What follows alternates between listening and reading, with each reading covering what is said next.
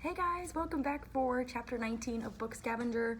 The last chapter we finally heard from Barry and Clyde, and they are trying to track down Emily and James, and now they know that where they go to school. They go to Booker Middle School or something like that, and they're gonna find them.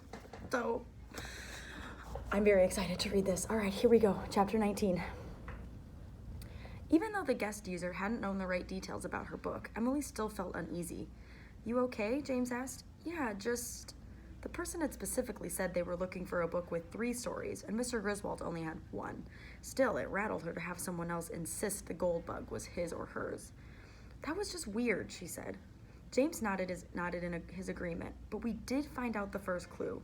"We did," Emily said brightly. "One good story deserves another," she repeated. "What could that mean?" The bell rang. James walked his cipher book back to the library cart, reading it until the very last second. Emily had left her binder, The Gold Bug, and the Poe short story collection on the table when they went to chat with Raven, so now she closed those. She stacked them with the Poe collection of stories on top. Story. One good story. The Gold Bug. Deserves another story? Emily reopened the collection of stories and flipped through it. "Ready?" James asked, hoisting his backpack onto his shoulders. Emily continued to flip pages, stopping every 3rd page or so. About halfway through the book, Emily turned to a short story called The Black Cat. "James," she said, and pressed the book to the tabletop. James leaned forward and read it out loud. For the most wild yet most homely narrative, he looked at Emily, his mouth hanging open. "One good story deserves another," Emily said with an incredulous laugh. "The book is the first line of another Poe story." Or the clue is the first line of another Poe story. I don't know if I read that right. Wow. Okay. Emily walked on air throughout the weekend. Even though she didn't yet know what to do with the next clue, the fact that she'd come this far was satisfying enough, for now. James was high in spirits after school on Monday as well. The first week of Mr. Quisling's challenge was a wash since everyone's submitted ciphers had been broken. Already about half the class seemed to have lost enthusiasm for the challenge once they realized how tricky it would be to come up with something unbreakable. Emily didn't even submit one herself. She'd been too wrapped up in homework, reading The Black Cat in hopes of figuring out what she was supposed to do next in Mr. Griswold's game, and her family's adventures. But James and Maddie were both as committed to their bet as they had been the week before. They each submitted ciphers, and James felt great about his chances this week. "Her royal fungus is going down," James crowed as they trudged up the sidewalk after school. He held Maddie's cipher sheet in front of him as they walked. This is Emily's cipher sheet. "Looks like gibberish to me." "I'll be able to crack this in no time," James said. He's better than me. A canopy of trees provided momentary relief from the October sun blasting on high. The fog had burned off from the morning, and Emily's sweatshirt looped uselessly around her waist. If she were back in Albuquerque or Denver, there would be a crisp bite of fall accompanying the warm sunshine. "Did you know," James said as they stepped around a woman exiting an apartment building with a stroller, "that a long time ago, if a ruler had a secret message he wanted to send, he shaved the head of his servant, wrote the message on the servant's scalp, waited for the server's hair to grow back, and then the servant traveled to the message recipient and had his head shaved again so the guy could read it?" That is fascinating if that's true. "If you have to shave off Steve, you could try that out," Emily said. James threw his hands up to either side of his cowlick as if he were covering Steve's ears. "As if I'll lose. Have some confidence." Emily patted Steve on his pointy tips. "My deepest apologies, Steve. Of course you won't lose."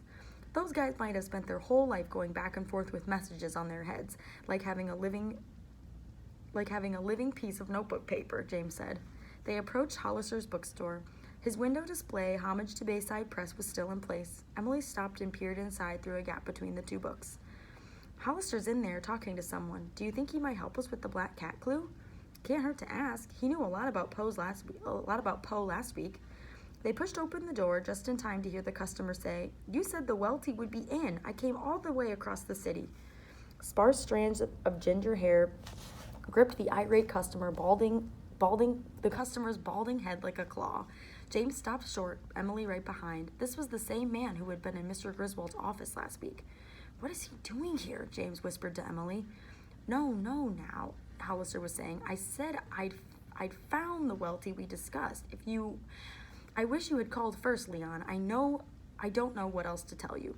Hollister looked over and saw Emily and James standing just inside the front door. His shoulders dropped from his ears, and a smile split his face. Ah, James and Emily, who just moved here. Just finishing up with my friend, Mr. Remora. In fact, he's the one I mentioned to you earlier, the rare book specialist who works with Mr. Griswold. To Mr. Remora, Hollister said, these two are fans of Gary and Book Scavenger. Gary? It sounded funny to hear Mr. Griswold referred to as Gary. Mr. Ramona barely glanced in their direction. If he recognized Emily and James, he didn't show it. This is unacceptable. He hammered his index finger into the counter like he was pounding a miniature gavel. I told my client I'd deliver the book to her this week. Well, I'll check the status as soon as possible, and I'll tell you what, Leon, I will personally hand deliver it to you so you don't have to trek back to my shop. One strand dipped in front of Mr. Remora's eyes, and he blew at it repeatedly, only to have it flop back down. Finally, he pushed the strand of hair back on his head. Fine.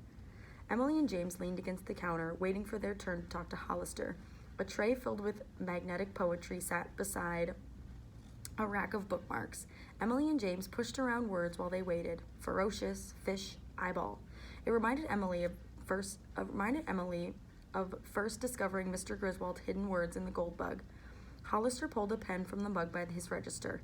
Now, what's your address? 1717 Fillmore Street. Ah, you live by the Fillmore, Hollister said, jotting it down. Yes, lucky me. Traffic and noise. Hoorah!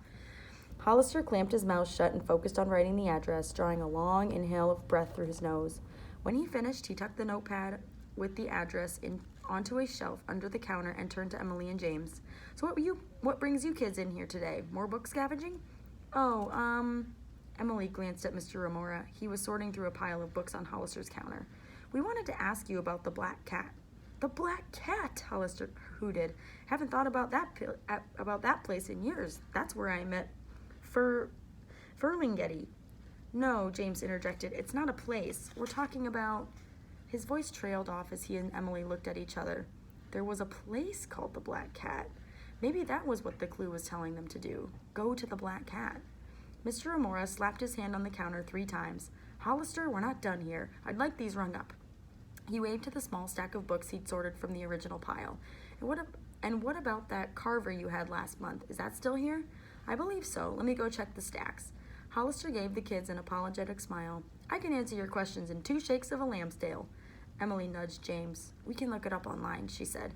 James called after Hollister's retreating figure. Don't worry, Hollister. We'll Google it. That is the end of chapter 19. So we got another clue about this new game. The Black Cat is a place. Huh, I can't wait. I'll see you guys next time for chapter 20. Bye.